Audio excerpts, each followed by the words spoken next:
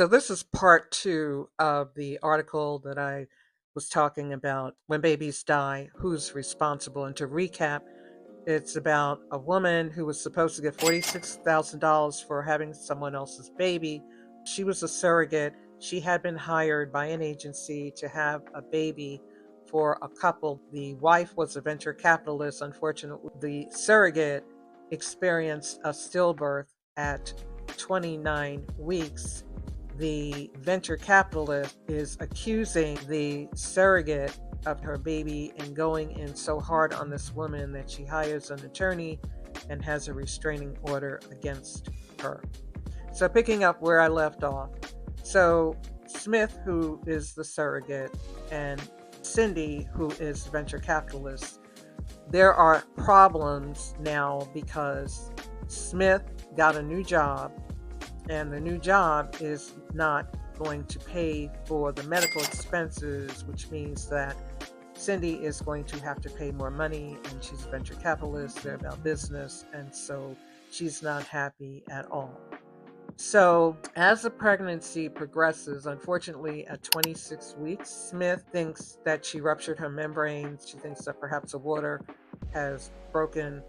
She goes to an emergency department where they tell her, oh no, everything is okay, and send her home. Now, let me stop in my storytelling, and this is a storytelling guide for the algorithm. Let me take off my storytelling hat and put on my OBGYN hat. If you are beyond the first trimester of your pregnancy, meaning that if you are greater than 12 weeks and you have any complications, you should go to number one, you always contact your clinician and let them know what's going on. But number two, you go to labor and delivery. The emergency rooms are set up to deal with crises, acute situations. Their job is to stabilize the acute situation, make a decision. Do we admit you or do we send you home? Now, when you're pregnant, this becomes problematic because many people, unfortunately, are inappropriately sent home.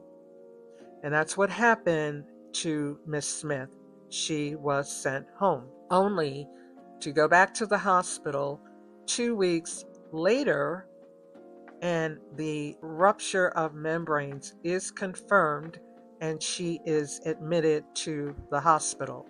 So now that Miss Smith has a complication, Cindy is getting very anxious, demanding to see hospital records, accusing Miss Smith of not being careful during her pregnancy, the whole 9 yards. There was a time, and this was brought out later after the 26-week emergency visit where she was sent home.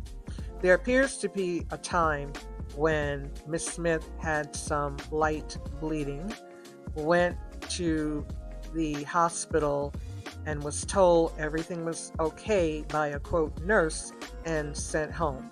But now she's admitted to the hospital in preterm labor with her membranes ruptured. She's a single mom, and now Smith is dealing with issues in terms of, I'm here in the hospital, who's going to take care of my child? So Cindy recommended that the 7-year-old stay with his mom while she is in the hospital, and to my utter surprise, the hospital consented, and this 7-year-old child was laying on a cot in a hospital on a pre-labor floor, or maybe in a room. Things are different now because I no longer practice. Back in the day, there were wards and floors. Now I believe everyone is in a separate room. They have a quote birthing room. So this child was laying on a cot every night next to his pregnant mom in a hospital. Unfortunately, he got up one morning, did not feel fetal movement, and even though she was told that the baby was unalive, that it was a stillbirth, the obstetrician felt like there might be a flutter of the baby's heartbeat, did a C-section, and unfortunately, the initial diagnosis of stillbirth was accurate. Now, after the C-section was completed, experienced a horrific postpartum hemorrhage to the point where she almost died.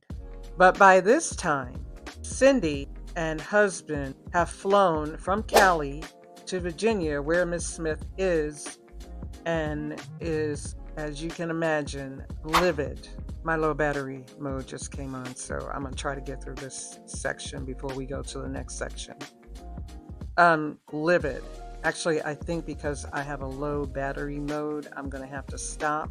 So this is going to be the end of part 2, and I will pick up on part 3. Battery is charged. So thanks for watching, and come back to hear part 3 and possibly part 4 of the story. Don't play with it, don't be dishonest. Ay, still not understand.